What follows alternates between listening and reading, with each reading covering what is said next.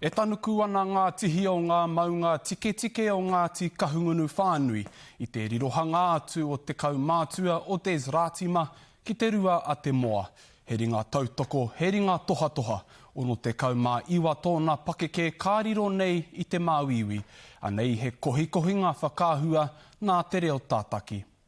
My campaign slogan has been going it and I'm saying that, well, my job is to put the heartbeat into the heart.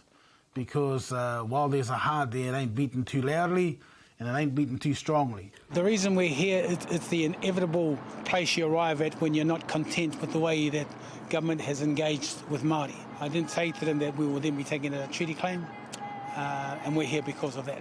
Basically, they said, well, go for it. So we're going for it.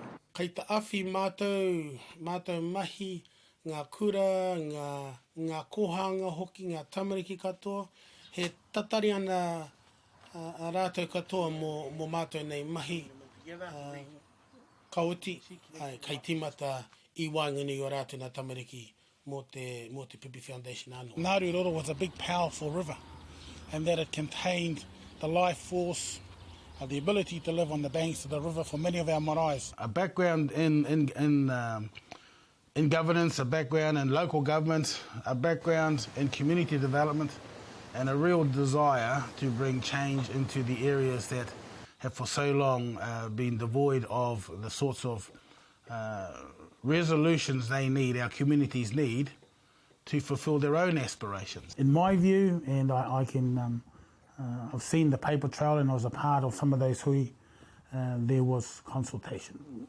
The question would be, was it adequate consultation? And I guess, how long's a piece of string? Extending the period out till June, and it's a minimum ask. As I said, firstly, it will show good faith by the government in the process. Secondly, it will generally allow us to speak with our people. Māori know what consultation looks like. We've done it a few times already with treaty claims. And so when somebody says to you, you've got 6 weeks to do it, we're saying right at the outset, that ain't going to happen.